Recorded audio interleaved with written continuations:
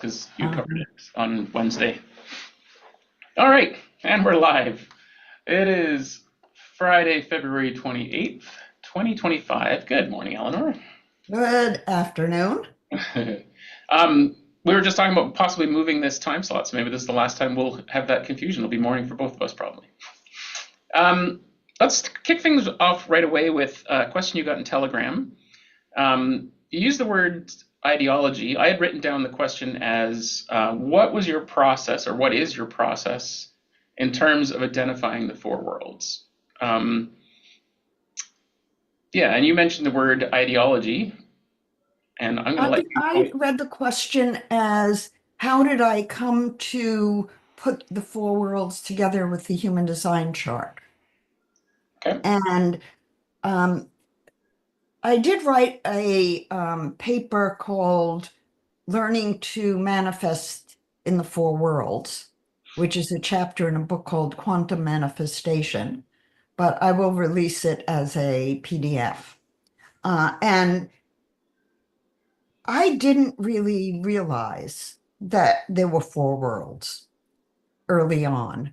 But when I look back at my training at the University of Chicago, I I remember so clearly writing the essay that got me in. And I couldn't identify when I was in college, limiting myself to one field.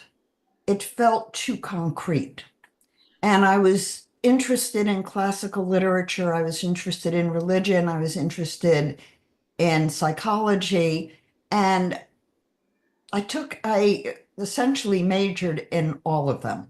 I took so many classes. And the program I applied to and got into at University of Chicago was called, at the time, Committee on Human Development. And it was the first integrated social science program in the world.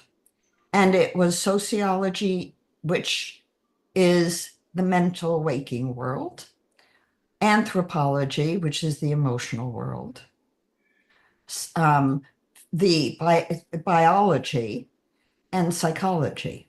So we had the four worlds, but I didn't register them as four worlds. I just did my work and studied and and my dissertation sort of spanned it because my dissertation was on Orthodox, conservative, and Reformed Jewish families, looking to see if their power structure within the family and their religiosity would affect their child rearing practices and then the child's personality. And it was the first study that ever interviewed the parents, the father and the mother, and the child. Usually the parents were asked about the child, but I wanted to get it right from the child. What, So sorry, what was the age range of the children? the children with their boys, 13 years old. Okay. Um, it was around the time when the book Portnoy's Complaint came out, and there was a lot of talk about guilt and children having guilt. And I wanted to see if, based on the child rearing practices, these children would have different levels of guilt. And they didn't. So I did this big study and wrote my dissertation. And at the same time, I was teaching college and teaching testing and thinking, wait a minute, something's off here. And I was always interested in becoming a Jungian analyst. So as soon as I finished my training and got my PhD and began having dreams about knowing with a K, I got into training as a Jungian analyst. And I was struck well, I got into training as a Jungian analyst around the same time I started transcendental meditation. Mm. And the combination of the two made me question of what am I afraid? And as I sat badgering myself about that, I had my first major Kundalini experience and a direct experience of reincarnation and of God and of knowledge. And I didn't know better. I got licensed and I opened an office.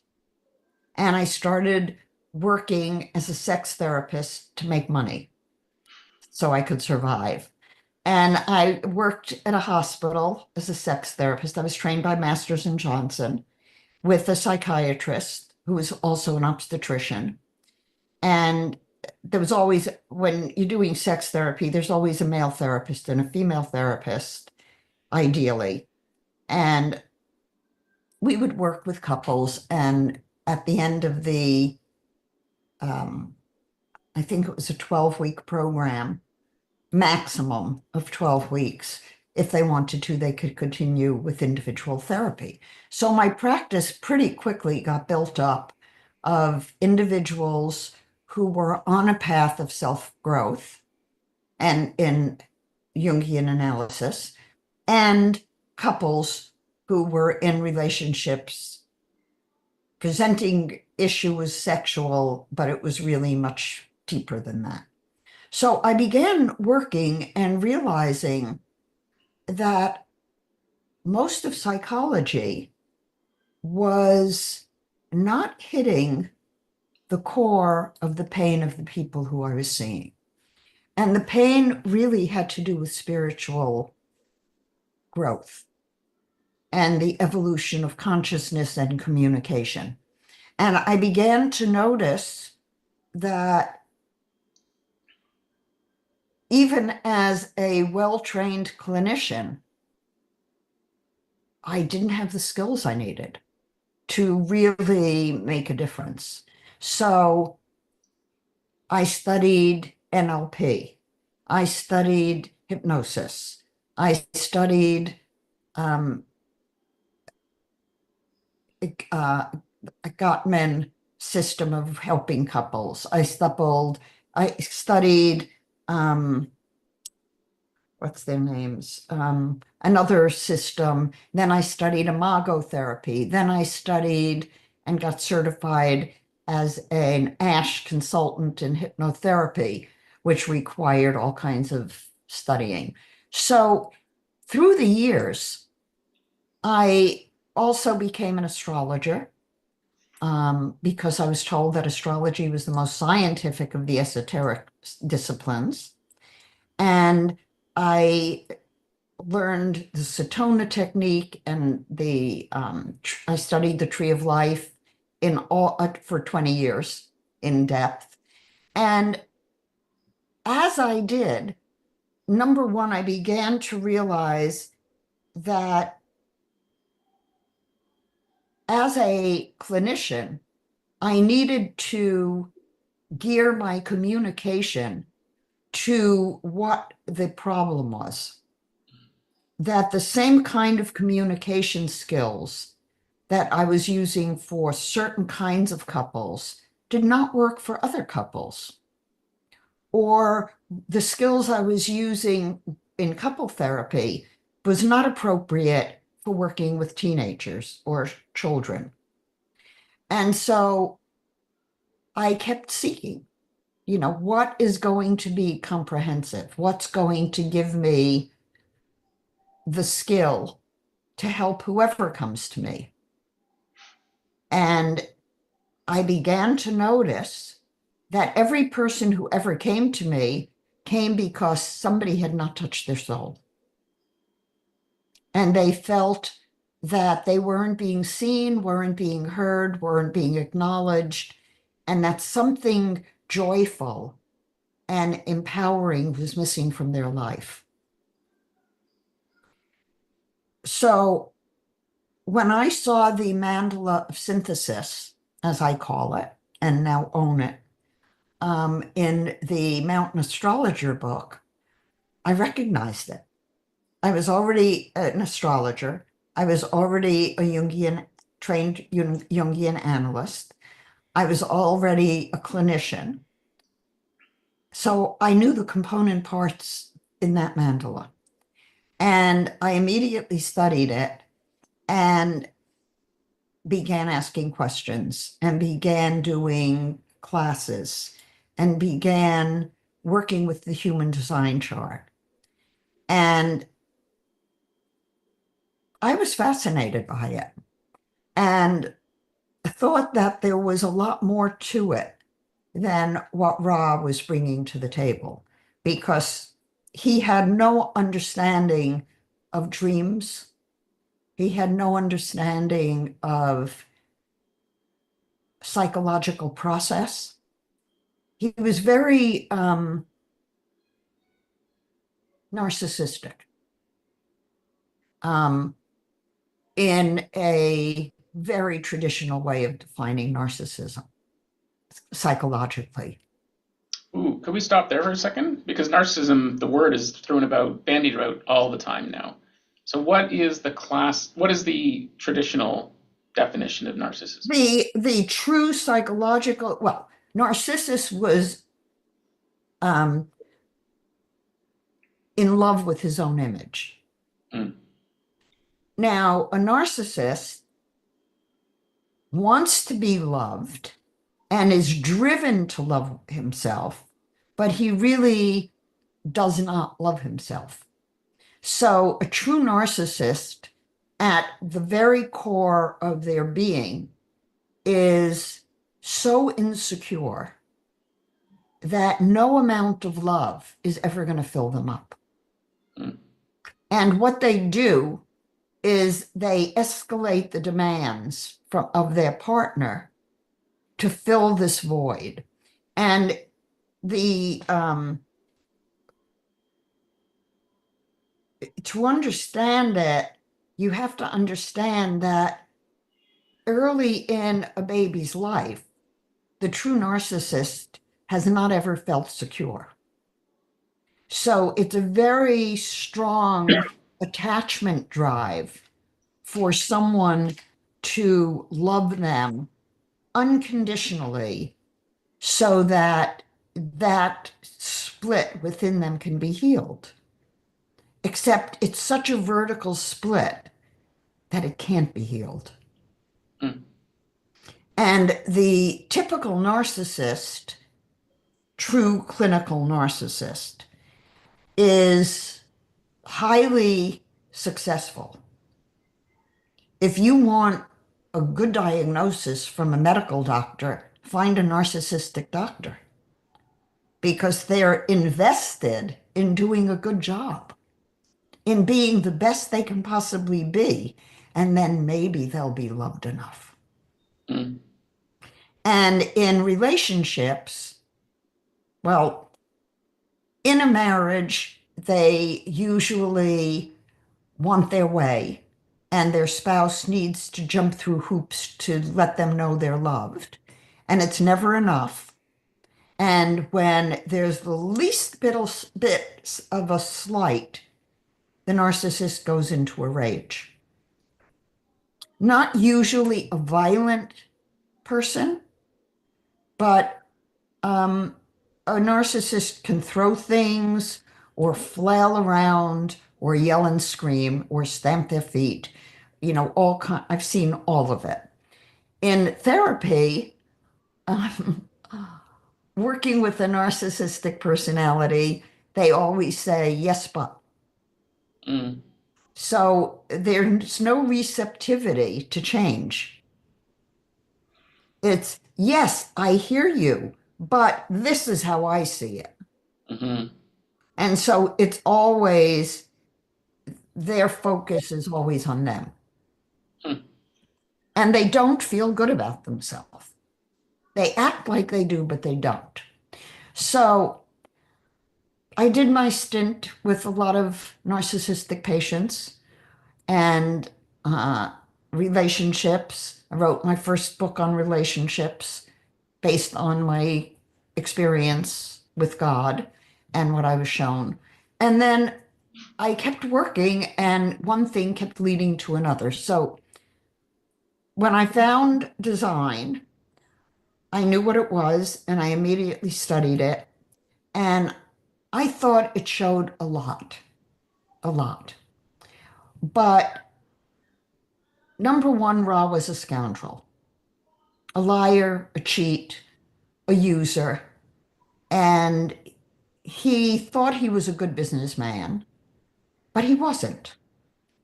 And he was always moving between poverty and cash and um, getting help from people who were interested in his system.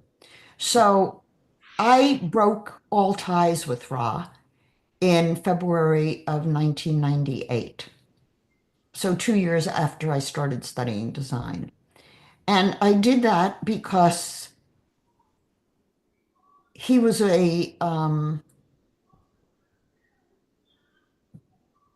he was not really interested in expanding the system or um,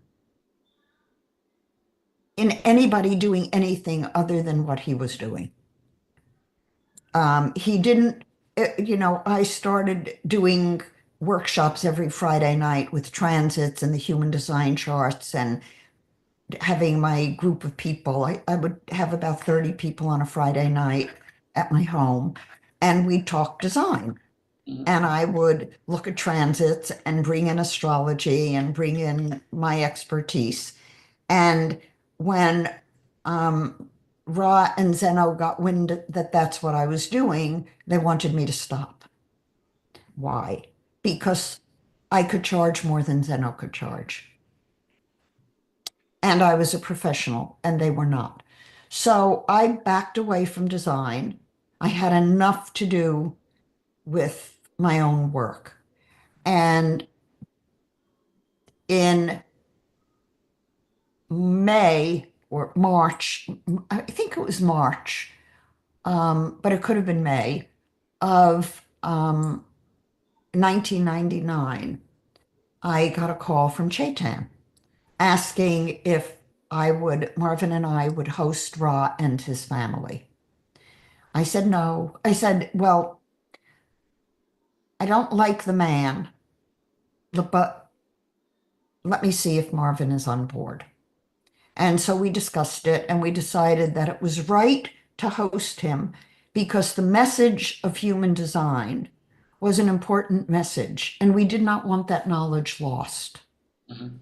So we said yes. And when Ra arrived by himself, he offered that we form a legal partnership and explore further science. So that's what we did. And we spent several weeks with him telling us, quote, everything the voice told him. And it was probably 2 weeks of recording from about 10 in the morning till 4 in the afternoon. And Marvin and me asking him questions and having him expand what he was told and also documenting what he was told and what he wasn't told. One of the things he gave me was the dream design, thinking it was a throwaway and worthless. But as a Jungian trained analyst, I knew what dreams were. I'd worked with them. At that point, I'd been in practice for 20 years, 25, 30 years. And most of my patients were keeping records of all their dreams. And when clients would tell me their dreams, I remember them. I don't remember all of what they tell me, Mhm. but I will remember my clients' dreams and I can say to them, remember that dream you had that was about this? And I'll say, oh, when was it? And we go back. So I began working with Ra and he asked us to validate the science. And I already had the jigsaw puzzle program, astrologically, that's a research program. It was not a big deal for me to do the statistics. And we're talking 1999, the spring into the fall going into 2000. And Ra wasn't interested in the science. He spent a lot of time at our home and a lot of time while I was running the statistics. And I would come down with the output and I'd say, okay, Ra, here's the output. What does this mean? Most of what he said all of what he said from a health standpoint did not hold. All of what he said about diseases being related to a gate and a line did not hold and could be damaging because open versus defined centers were not indicative of any diseases or propensity to a disease. But what I did find was that the body graph itself held up to scrutiny. It's a real deal. It's sacred geometry. And I could see that the centers held up. The triangle centers had 3 factors. The square centers had 4 factors. The self center had more factors. So I could see the science on the inner workings of the body graph, but they're not what Ra said they were. So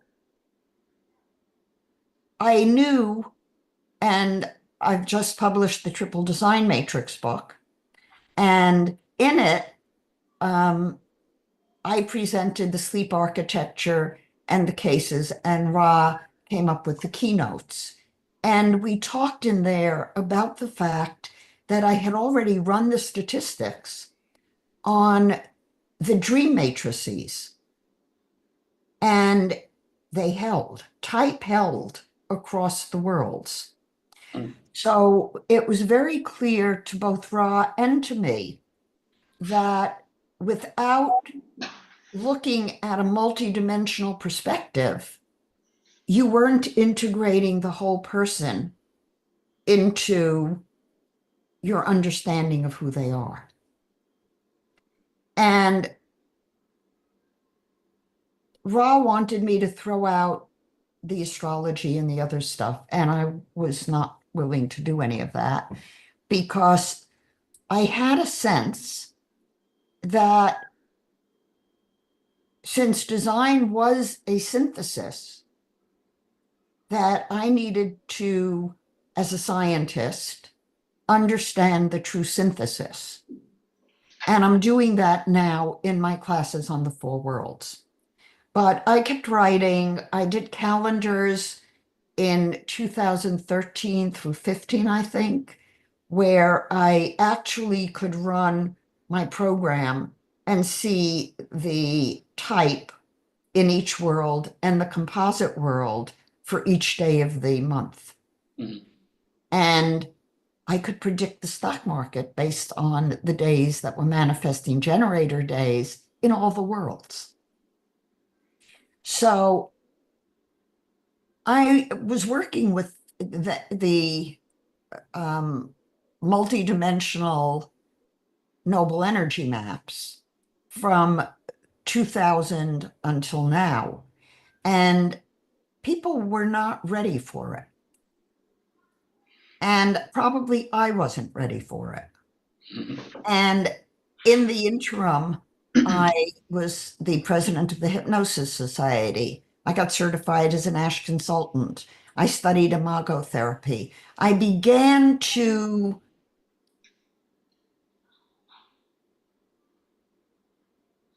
following just where God led me. I learned skills that now I understand are appropriate for each world.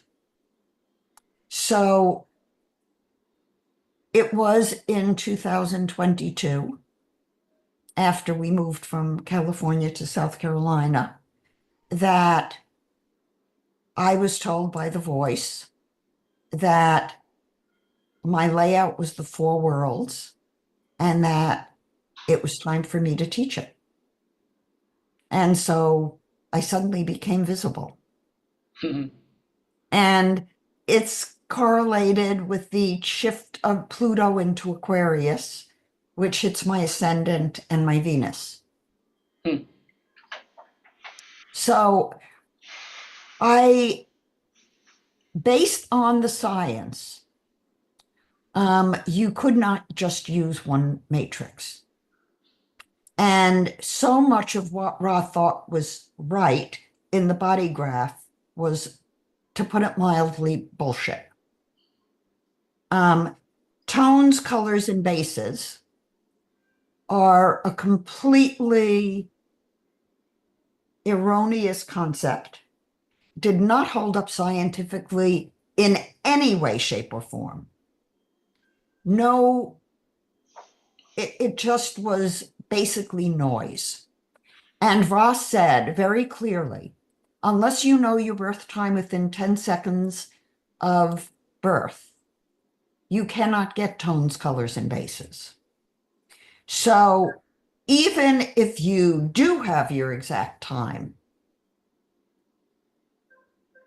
it's not going to be there. Mm-hmm. And the fact that he continued to teach things that he knew from the science were bullshit is very sad for the people who've been disempowered. Mm-hmm. And as I've continued to work with the charts and the statistics and, clinically over 25 years, almost everyone is a manifesting generator, which means that the different matrices, mental, spiritual, emotional, and physical, must be integrated into ourself and through the divine. And the body graph shows us how to do it, if it's not repressed to disempower people. Mm-hmm. Say the last part again. If the four worlds, I guess If it's. psychology shifts to include the four worlds, Mm-hmm. now, what I've come to understand as a psychologist and as a clinician is that the field of psychology has misled people because it does not deal with spirit. And unless you are living in your spiritual self, you cannot be fulfilled. And that's a strong statement. But people say to me, how do you have the energy you have? And I'm old, I'm a lot older than you. Mm-hmm. So, and I love what I do and I do what I love. So it does not take my energy. Mm-hmm. I don't use my energy. And I've actually, other than teaching college when I was in graduate school, as a way to accumulate hours and with the idea that I would either teach or do research or become licensed, I've never had a job. And I've never logged hours for a job. So I don't really know what it is to have a job that you go to every day and somebody tells you what your hours are. Mm-hmm. And even when I taught college, when I got the first year I taught college, I was teaching psychological testing, and which was 2 lectures a week, and a lab 1 afternoon a week. And I was pregnant with my son. And then the first year I taught, since I started teaching when Charles was 3 weeks old, I said, I will only teach 2 days a week, and I'll come in at 10 and I'll leave at 4. I don't need any breaks. So I taught 4 classes, 4 preparations: introductory psych, adult development, personality, and testing. And I worked 2 days a week, 10 in the morning till 4 in the afternoon. And I did that for 2 years. And I taught college and graduate school, master's program. And then when they wanted me to do administrative stuff and change my hours, I said, no way. So the rest of my career, I basically worked my own hours, even during my internship. I volunteered to do a postdoc internship because at the time I didn't need the money. And I did it on my own terms and my own hours. And I didn't get paid. And the requirement was to see a certain number of cases over the course of the year. So I could accumulate as many cases as I wanted, and I did. Mm.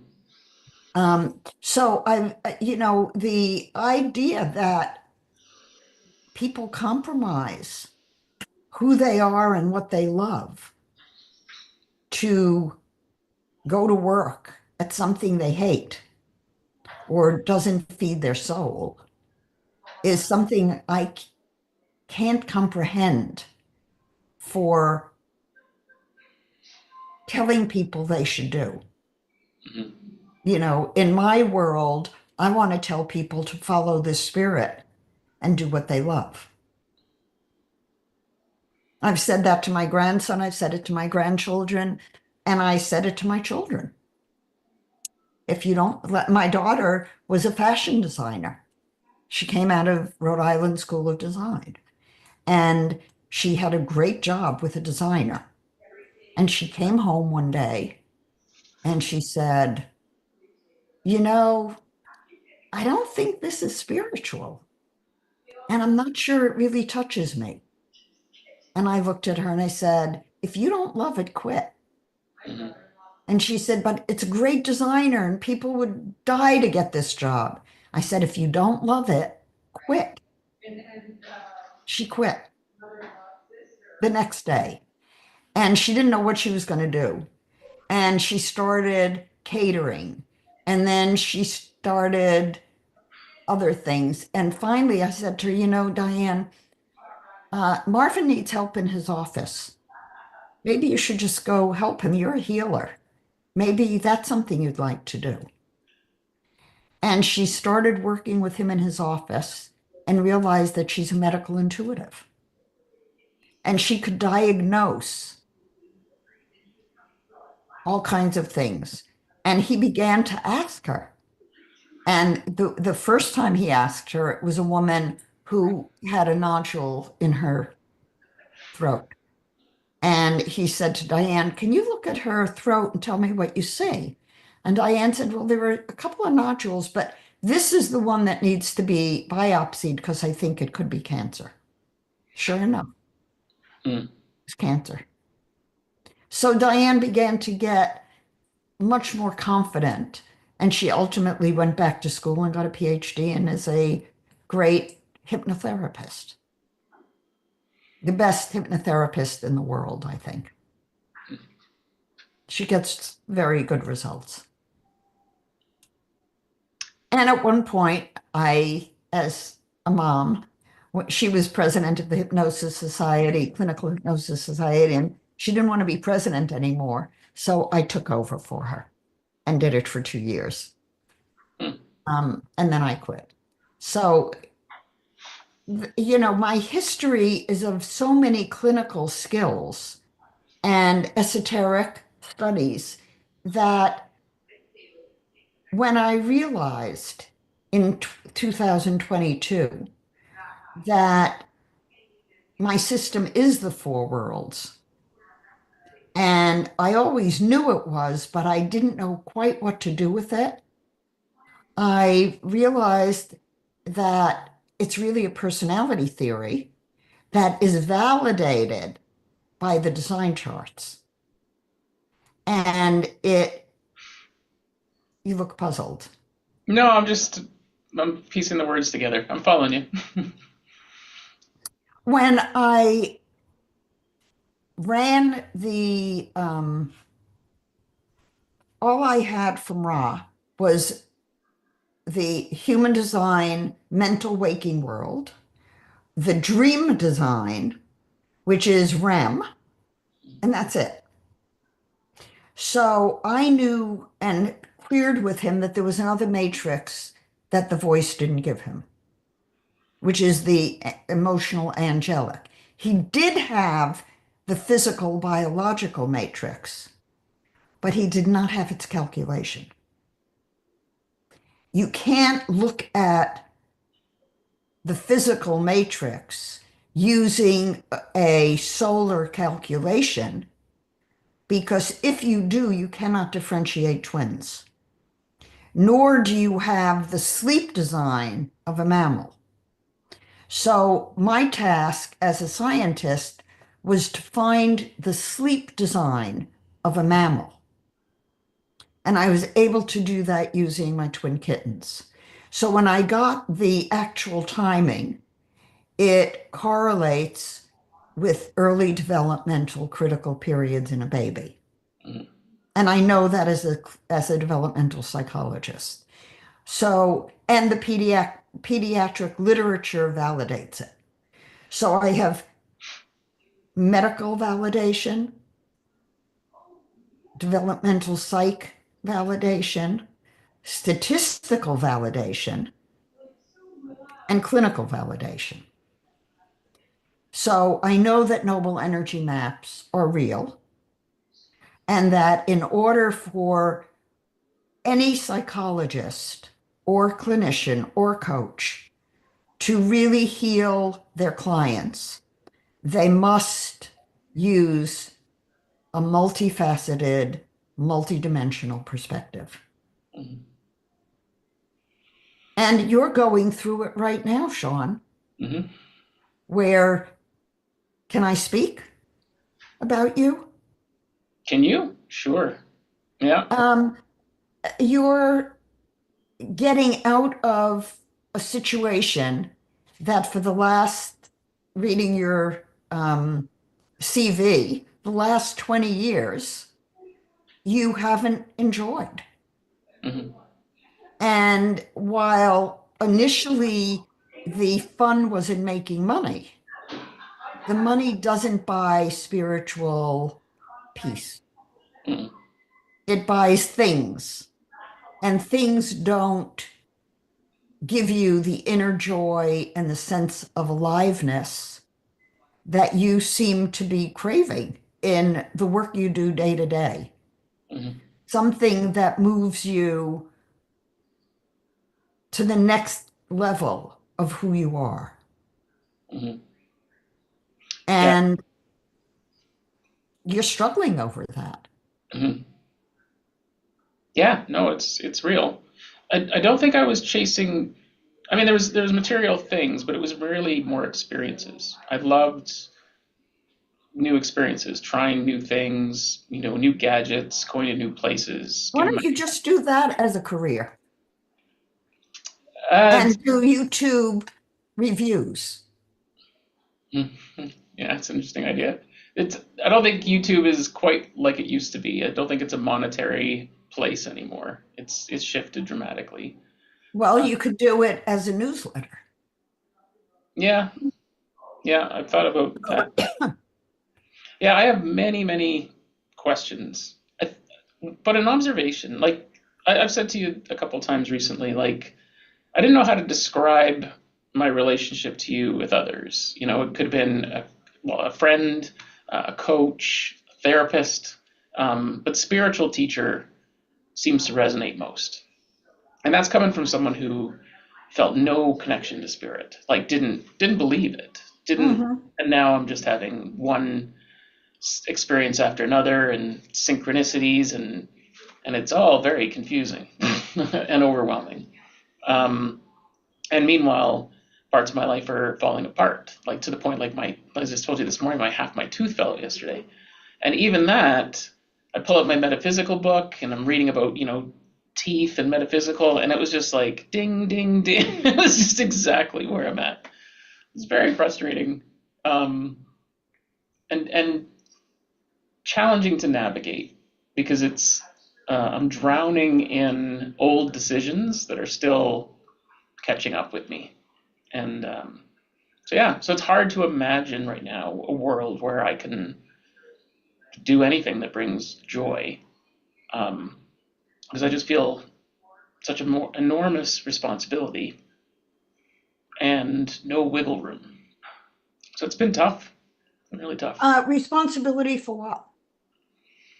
At this point, debts, decisions I made that seemed like the right thing to do. Was always taking care of someone else, never myself, and being left with the what came with it. So like this morning we had a chat with a debt consolidation specialist, and like the positive outcome is they might be able to help us create another $400,000 loan that I need to figure out how to pay.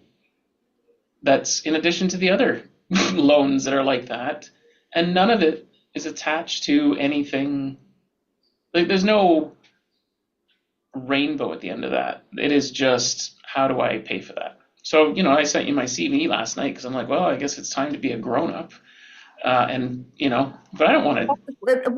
Would your home or your funky town studio raise enough money to pay off your debt?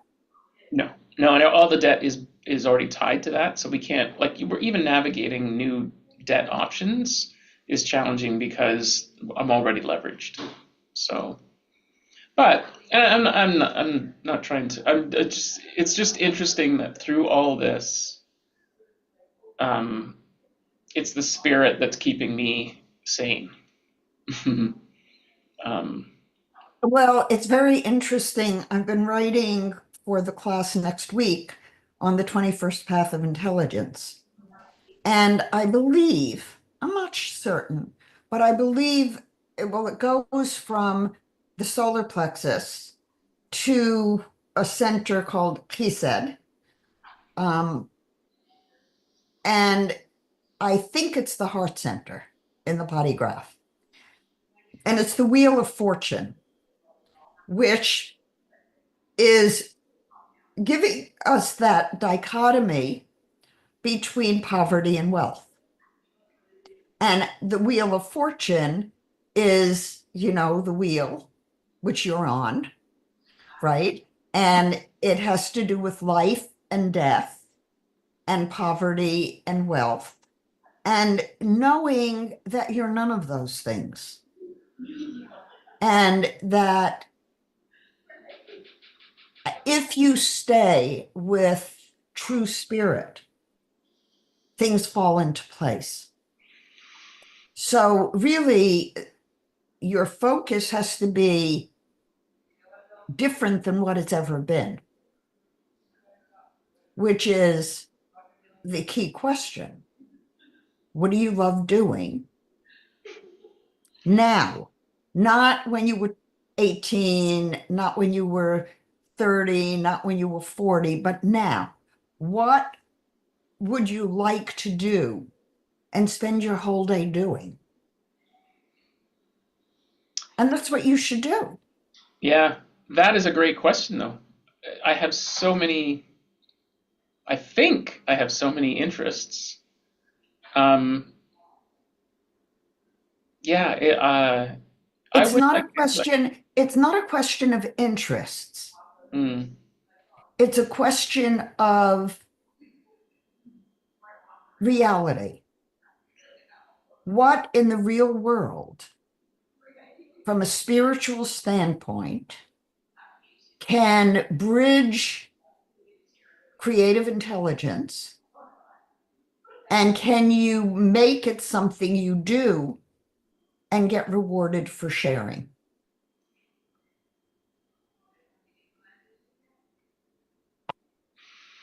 Yeah. You know, Sean, you're a high-level IT consultant. You know, you could charge by the hour and do consulting and make enough money to not work much. Yeah, I agree. And right now it's actually a confidence issue that I'm struggling with. Um, Take your attention off of it. mhm. Yeah.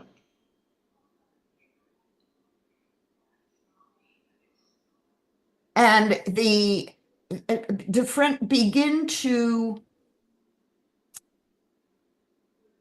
uh, I think the task for you from a clinical standpoint would be to go back through the years and think about times when you were consulting, when you felt really at the top of your game, and other times when you didn't, Hmm. and ask yourself what made the difference.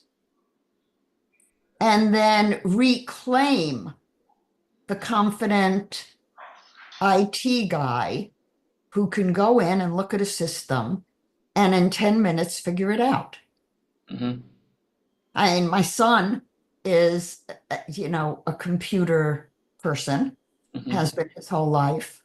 I'm a little bit of a geek. When I was working on my dissertation in the late 60s, I was punching cards Hmm. and Charles was sitting on my lap. He was a year old. And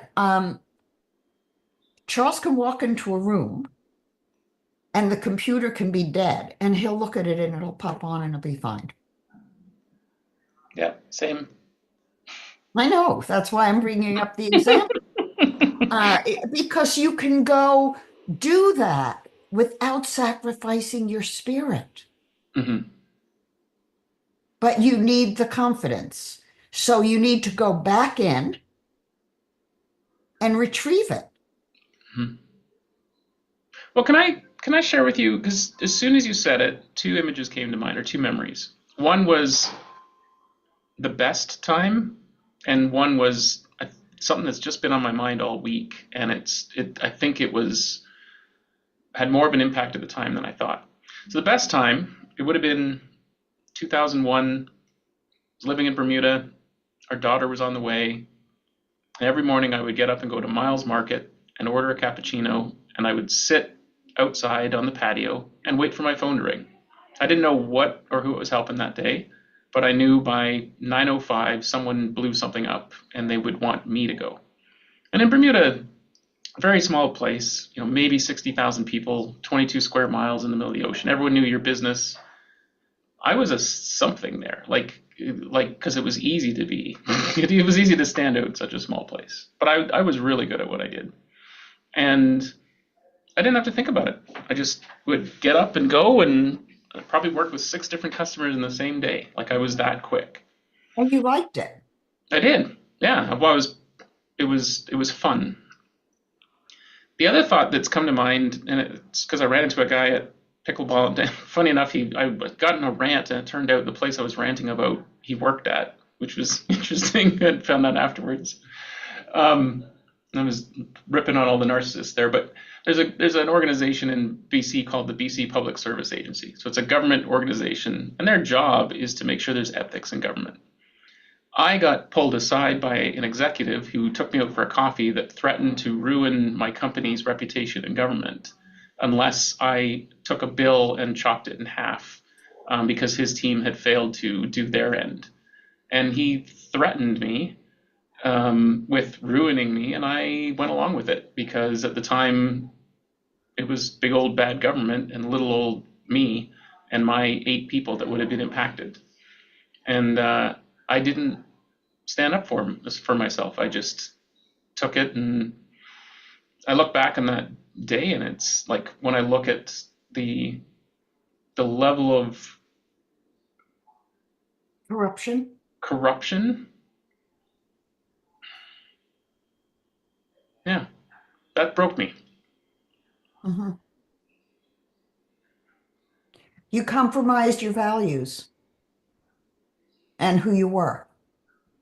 And the consequences are that you punished yourself after that. You lost the joy because you compromised. When I did it to protect everybody else, and then I suffered anyways. Like it was a 10-year slide. So like looking back, had Well, I taken him to task and outed him, he's probably either dead or retired at this point. But yeah, so that's been like top of mind all week. I'd forgotten about that for almost 10 years. And it's just been like that was the moment. Yeah. well, you won't do that ever again in your life. But No, you have I to won't. start now. Yeah. Yeah, yeah. I had to stand up for my work a couple of days ago, and I did. I did a lecture yesterday on human design and relationships. Mhm. And there's a lot in human design and relationships that is inaccurate and disempowering and not something I can stand behind. But we wanted to put a mandala at the end of the presentation. And I insisted on using my mandala with the right body graph that has the sacred geometry in it. Mhm. And I literally said, I will not use any other body graph and I will not use any other mandala. And if that means I don't do the webinar, then I don't do it. But I will not compromise. Mhm. And I feel very strongly about that Mhm. because it is a slippery slope once you start letting go of your values, as you've learned. The good news is that you now know Mhm. what broke you. Yeah, I just don't have any leverage anymore. I mean, I quite literally You have. have so much leverage, you have to stop thinking that way. Mm, Um,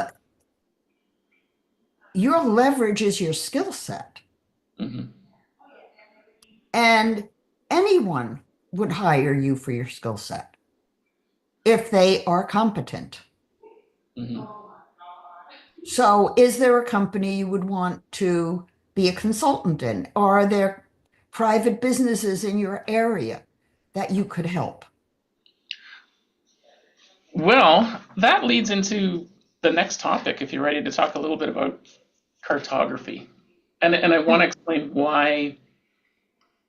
Like, I feel like I'm living or at least working in the wrong place. You There's just probably are. right. And But you're not going to find the right place with astrocartography. no, no, I think I guess my question is like I have this body and it's got imprinting and it's lived and worked in these different places. And now, your question earlier of like, when was I at my best? When I was in Bermuda, sunshine on my face, fresh air, my body felt healthy at a Can time you when I move probably back to Bermuda? possibly, yeah, yeah, Would and Wendy want to move back? possibly. I think for now, my goal is to get back on my feet, get my confidence, and do it in a place where my body feels healthy. So in my mind, it's not necessarily moving somewhere; it's contracts or engagements where I can prove to myself that I'm not um, where I'm at. It's like where I am right now, everything is smothering me, whether it's finances or old relationships or like even the pickleball is not very good here. So I'm just like, and no music scene that is really bringing me joy. So I'm flustered at every level. That said, there's people here I love.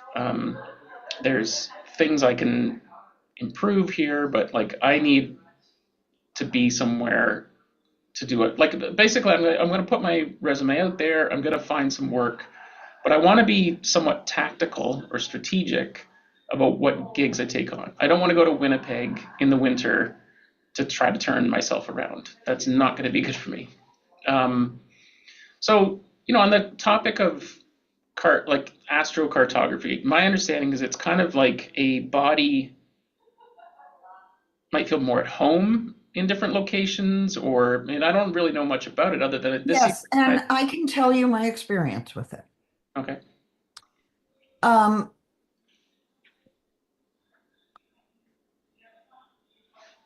when I was planning to move from Chicago to California, I asked Catherine de Jersey to look at where I should move.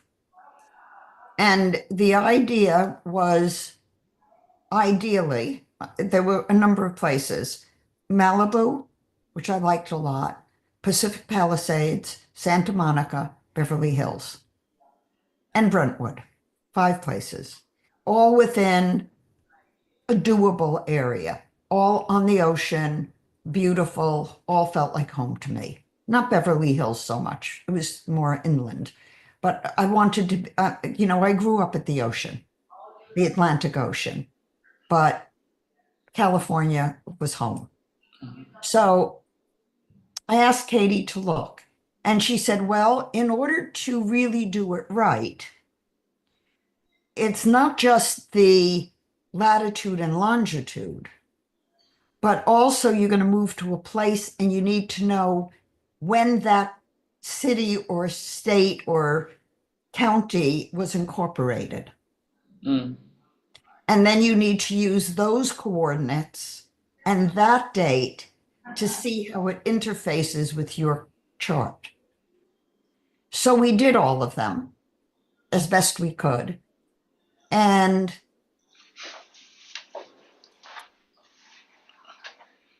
none of them really resonated. So what I did was I went and I trusted that the universe would put me in the right place with the right schools for the kids and the right place to practice. And I had one weekend to go find a place to live. And so this was May of 1977. I was moving June 27th, 1977, from Chicago to California, letting go of a practice that had a 6-month waiting list and starting over mhm. because it was home. So when I went for the weekend to find a home, I found a home that was so perfect, that was so perfect. It was beautiful. It was a good house that I could rent with a big yard and a electronic fence. And my fear was that this guy would get out. And he'd never been in a house. He'd always been in an apartment. So it was wonderful. I loved the house. I loved the land. I loved the place. And I started to practice fresh again. And within 6 months, I had a busy practice. Did not lose anything. But the coordinates and the founding of the places didn't do it. It was having to go to the place and feel it. Mm. So I'd recommend you put out your resume, and any job that's a week or less, or 2 weeks or less, you don't have to care about the place. But if it was a place where you'd spend 3 months or 4 months, I'd want you to go stay there and see how it felt to you. Mhm. Did you apply this, like you've described moving to Charleston as it was close to family? You wanted to get out of Pacific Palisades because you didn't feel It's not home. it's not home. Mm-mm. Was at that point it was just a natural fit because of those reasons, or did you take a look at the cartography of it, or it just wasn't even a No, fact? not at all. Um, I started to, and it doesn't show significantly for me. Hmm. And it wasn't, um, we considered many places. They had to be conservative. They had to be, have good schools and not be overemphasizing sports, because my grandkids are not into sports.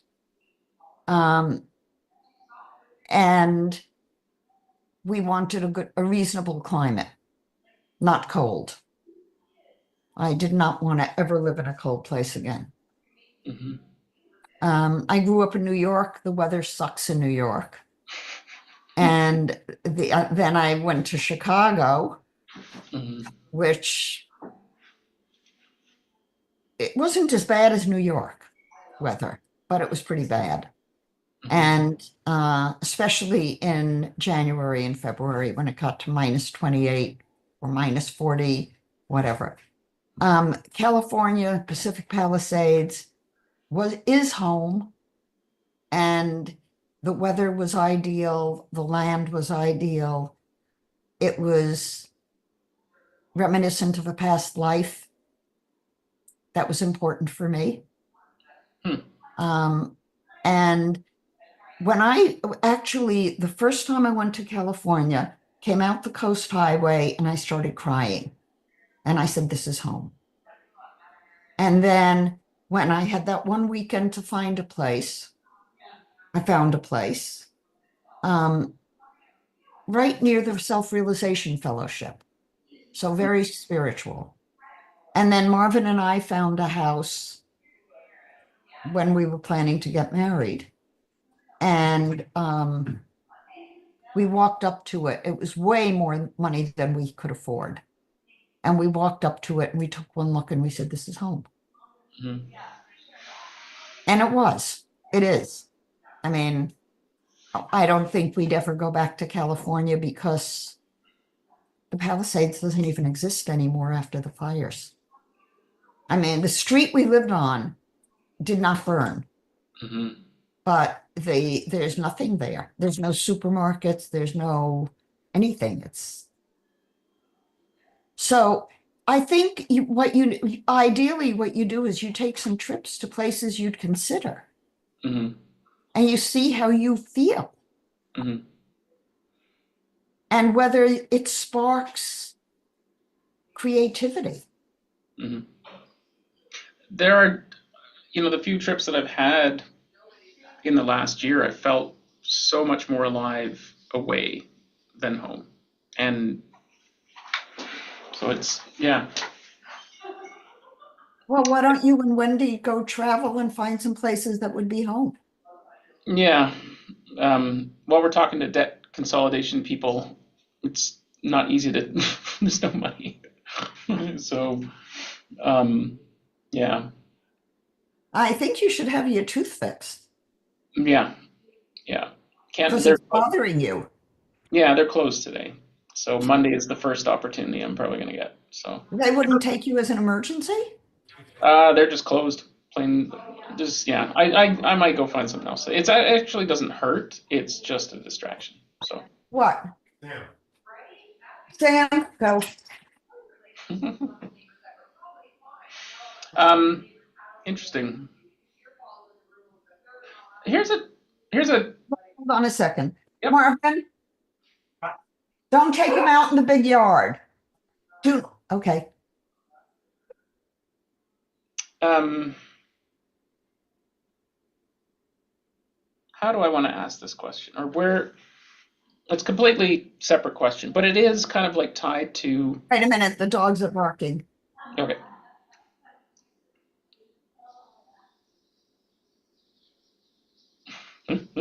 So like where I live and the frustrations I have with the bodies that govern our country and our city and our municipality, And all just the craziness going on in the world right now. There's the U.S. politics. There's the fact that Canada doesn't have a leader at this point, and then there's talk whether there's any validity, truth to it of like Canada becoming the 51st state, right? And there's people around me losing their minds, and part of me, as someone who's had family that have been in the Second World War and all this Hitler talk being thrown around, which is just lazy thinking. Um,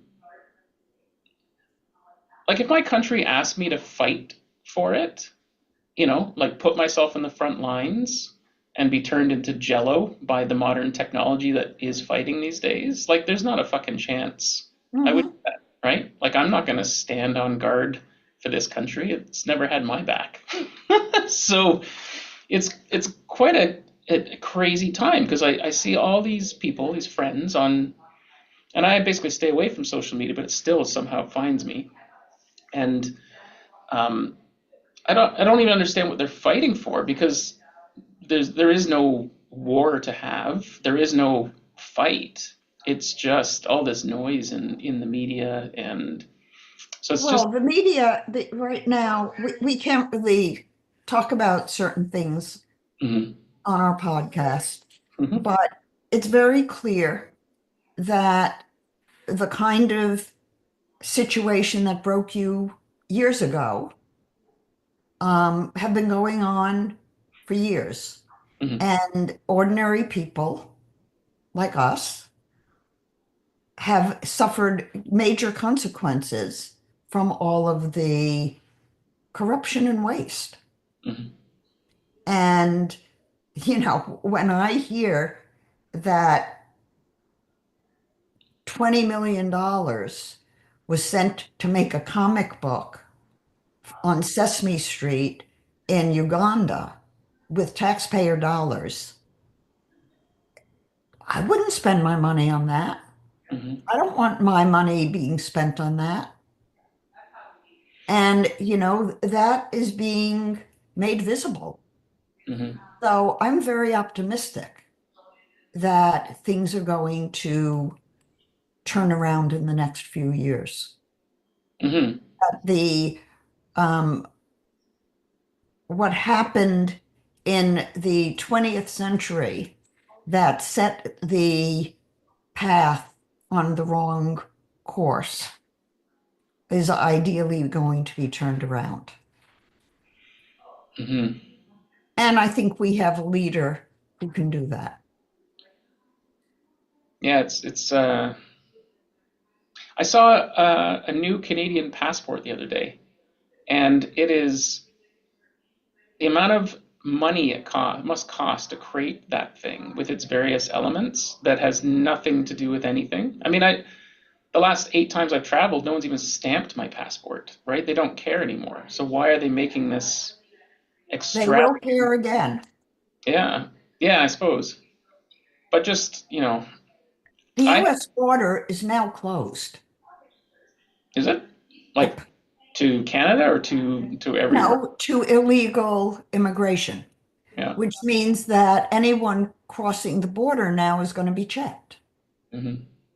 and was not being checked previously. Hmm. But now, what I saw yesterday was that there's going to be a registry when you cross the border. If you, especially, well, illegals aren't going to get in. Hmm. It's now the illegal crossings are at the lowest they've been in 15 years or ever. Hmm. So, you can't, what's happened over the last 20 years has been unprecedented Hmm. in terms of corruption, I think. I completely agree. Having worked with all three branches of government here, I mean, I have no positive stories. It's just always watching people deceive each other and always trying to hold integrity there and ultimately there's consequences to me and my life by doing that. So like, yeah, So Well, it's you're in the wrong place mhm, and you need to find the right place. mhm, That's clear. And you have to live where you really feel at home. And you're not going to know that until you travel to different places and see how it feels. yeah, yeah, that's pretty clear these days. Hmm.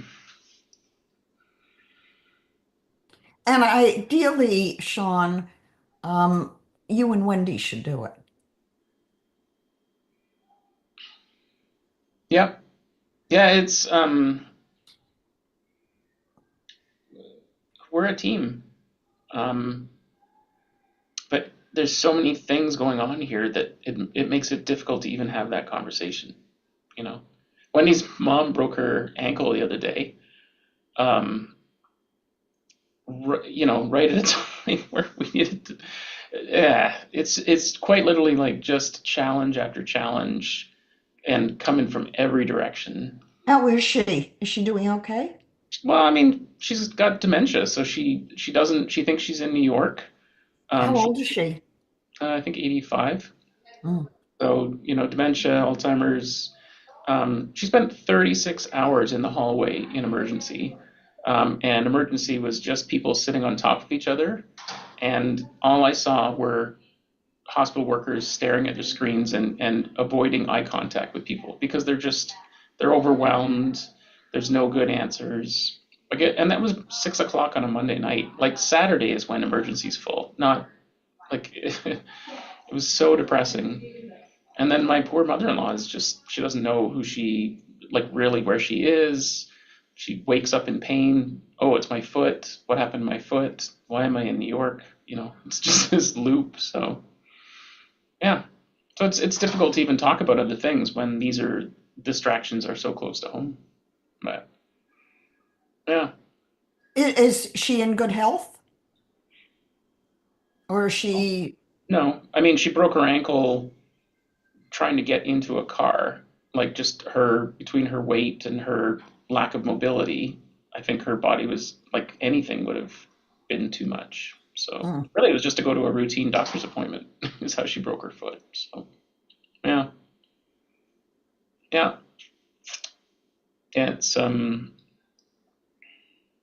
So does Wendy feel like she needs to stay near her mom until she dies? I've always sensed that. We, uh, yes. Have you asked her? I think I have. I probably worth a check-in. I would say yes. I mean, it, with she has conversations with her mother, and then half an hour later, her mother will call her and say, "I haven't seen you in weeks." Right? So I kind of remind her that she doesn't have to Is, go there is her mother in a facility or at home? in a care facility, but she's now probably going to have to move into something more. She was basically had her own apartment with her cat and her TV. Um, but even the level of care she was getting there was abysmal. They were charging 7 grand a month, and Wendy went in there one day and there was feces on the floor that had been dragged around for 3 days. Like they're supposed to be in there cleaning every day, and she was walking in her own so it's pretty brutal. Yeah, not a good scene. Um, hmm. Yeah, I'm tired of being a downer. um, maybe just for let's the other question I wanted to ask you, and again switching topics, but um, open centers versus defined centers, right? The centers held. Um, I came into human design from the mental world framework, and so I've got these mental world ideas.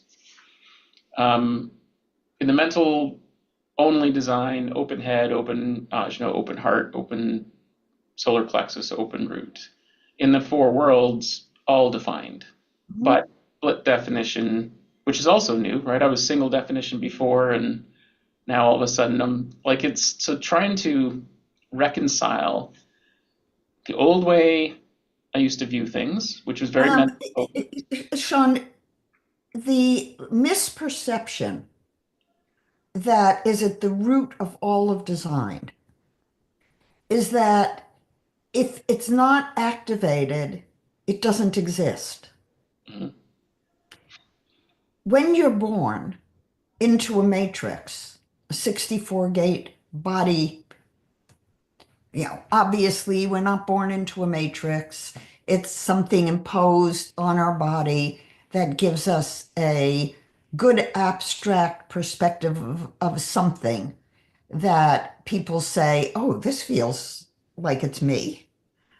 But we're every person born has every channel active. The pathways for those energies are there. And by the time a baby is born, half the wheel has been imprinted into their aura between the sun and the earth, if we just use human design. Mhm. And then in the first 3 months of life, the moon is going around the other quarter or half. So within the first 3 months of life, that by the time the baby is considered a baby and no longer a neonate, that baby has every channel has been activated. So within the cells is the memory of that energy. So if you think about ordinary biology, you don't use all of your cortex when you're born. You don't get to think abstractly till you're actually a teenager. But it doesn't mean that you're incapable of it. Mhm. And the body graph is the same thing. Within the first 3 months of your life, every channel and every gate and every center has been activated. So if you think about it at a defined center, I think about it like bold fonts when you're writing a paper in Word. Mhm. It's an emphasis. If the planet was in that gate when you were born, it was like an exclamation point on that energy. Mhm. But if it hadn't been there, you still would have experienced the energy, just not so strongly. That was gonna be my point of clarity. Is it activated or is it experienced? Like to me, activated feels like it's an on-off switch, right? So it comes back to that like heavy. Well, you can always experience any of the gates, any of the channels, any of what's in a body map. Mhm. But when a planet comes into that place, it's activating that energy in you. Mhm. Whether it's a active, what if you have an open center, you're an empath. You feel all possibilities are possible. So if someone comes into your presence and they have that gate or that channel, you might pick up on it, Mhm. or you might not. I am not emotionally defined in my chart, ever, but I don't respond to emotional energy. Now, another person with an undefined emotional center might be picking up all the emotions around them. There's too many variables Mhm. to have a formula. To say, if you have a defined center, this is how it is. It doesn't work that way. Mhm.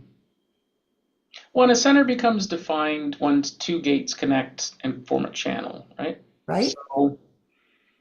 So there was this notion of, a healthy open solar plexus versus a defined one. So I think what you're saying is like there's like so how do centers hold up? They have a center is a center because it has components that lump together in a group Mhm. with characteristics in common. That's what factor analysis is. So when I was doing the body graph, channels didn't hold up as circuits. Mhm. Their circuits had no meaning in statistics. Profile had no meaning statistically. What did have meaning was if a center was square, it generally had four factors. If it was a triangle, it had three factors. Now, I don't know exactly what those factors are. And maybe they are what Ross said, and maybe they're not. I Yeah, know, oh, that's interesting. Like for example, the solar plexus, it's a triangle, but it has one, two, three, four, five, six, seven gates coming out of it, right? yeah, but it only had three factors. So what's a factor then in this? Because now I'm confused about what a factor is. Um, let me see if I can think of an easy way to explain it to you.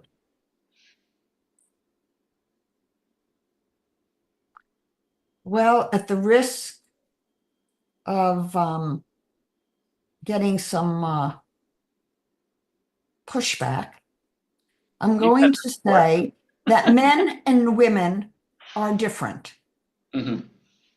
And what makes them different in the way they think is that men seem to have components in their way of thinking that are more mathematical than most women. Most women are more verbal and have more components in their intelligence that hang together in storytelling, whereas men may be more analytic. Hmm. So when we're looking at intelligence testing and we have different ways of testing different components of intelligence, the different components have different things in common. Hmm. Like we may test an ability for retaining information. We may test picture recognition. We may test mathematical ability. Those things that we're testing have certain commonalities to them. So verbal stuff is going to test differently than mathematical stuff. Hmm. And we're going to see commonalities in people with the verbal abilities, and we're going to see commonalities in the people with mathematical ability. Because you can isolate various components of mathematical thinking, and you can isolate various components of verbal kinds of thinking. Verbal is more abstract, and mathematical is more concrete, even though the mathematical has concepts that may be very different in their conceptualization than the verbal things. Hmm. So when you are measuring to create a test, you look for factors in common. So if I were designing a test for the heart center, I wouldn't say, as Ra did, people with a defined heart center are more prone to heart attacks than people, or the other way around with an open center. Didn't hold. Also dangerous, right? People plant that idea like a spell in their minds, and Right. Or you can't promise if you have an open self-center. Not true at all. I tend to make promises and I'm known for keeping my word. And I have an open self-center, not in composite. Um, so if I were designing a test for the heart center, I know, for example, that that 4521 goes from the throat to the heart itself. So I would want to know if breathing affected how somebody experienced the heart center. mhm. And I would look to see if people with an open defined or defined heart center had something related to breathing in common. And that would be a factor to test for. So when I say I tested for factors, I didn't delineate what they were, but I said, rotate this and see if there are things in common statistically that could give meaning to the shape and to the content of that shape. And so the centers did hold up. Mm. The body graph held up. The diagnosing things from it did not hold up. The circuitry that Rod described did not hold up. And profile, of course, was the worst of them all. Mhm.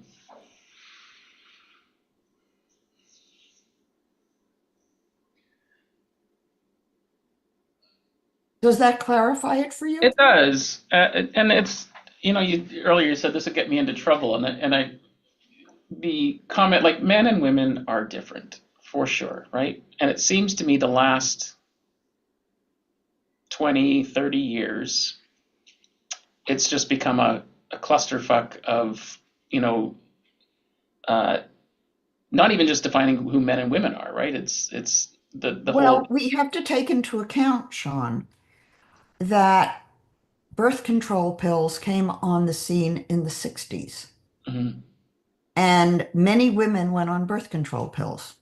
mhm, And when they pee out estrogen, and it gets into the water table, mhm, and it's affected fertility, mhm. and it's affected sexuality. Sure. Or just I think your state of mind if you're taking a foreign substance that seems to be trying to control a Well, but cycle. it does mess with hormones. Hmm. You know, you don't feel your cycles as a woman. Hmm. So, That would take you away from spirit, wouldn't you think? Like, is oh there, yeah. yeah, right? Like, my under, And I took a birth control pill one time. It was the worst month of my life. mm, I was put on birth control pills because I had middle schmerz, meaning in the middle of the month when I'd ovulate, I would get a pain. So mm, the doctor said, well, let's put you on birth control pills for a month and see if that resolves it. Within a week of being on a birth control pill, I started throwing up nonstop mm, and I couldn't stop. So they put me on compazine to stop the throwing up, which gave me an extrapyramidal reaction. mhm. Needless to say, I never messed with my hormones again. Hmm. And I also do not take anesthesia. Do you do I have hypnosis when you need, what? do you do hypnosis when you need anesthesia or? Self-hypnosis, yeah. I Mhm. realized when I was in labor with my son that I had a spot I had picked on the ceiling that I was focusing on, and it was putting me into a hypnotic state. Oh, you didn't do that intentionally. You just kind of I found, realized that that's what I did. wow. Because when I was a kid and I needed my tonsils out, I refused to have anesthesia. Mm. So when I was 10 or 11, I had my tonsils out and I held the tray while they did it. I said, I don't want anesthesia. I do not want anesthesia. So I won't, I'd rather go through procedures with discomfort than have anesthesia. Hmm. Hmm. Man, I have so many questions on that. Even I mean, because so many women are on various not medications, helpers during pregnancy, which then would disrupt the communication channels for that child entering the world, right? Like they're What immediately. are they on when they're pregnant? I thought women didn't take things when they were pregnant. Oh, sorry, I'm talking. My mind went to like epidural, like things to manage pain, and Oh, yeah. yeah. I Mm, don't understand that really because um, the real discomfort is only during transition. And, I don't know. I think a lot of it is fear mhm. that it's been made a non-natural process. I think we should stop. I'd like to go swim. Oh, sorry, I was going to keep track of the time. Yeah, we're 6 minutes over. Okay. Um, yeah, as always, so nice chatting with you. Why don't we'll kill the stream here and we'll Are there talk. any questions or people who are on? Raven says hello, everyone. Some spammer is suggesting streamboo.com. Oh, and Vicky asked, what does she mean by factors? Which I think you covered. So, Vicky, who? Vicky McHale. She's the woman that I've been keep saying you two. I want to hook you two up. You're, I think you two would have a great chat. It would Um, be nice for whoever watches this video to like our uh, videos and subscribe to our channels, mhm, yours and mine. mhm. Okay.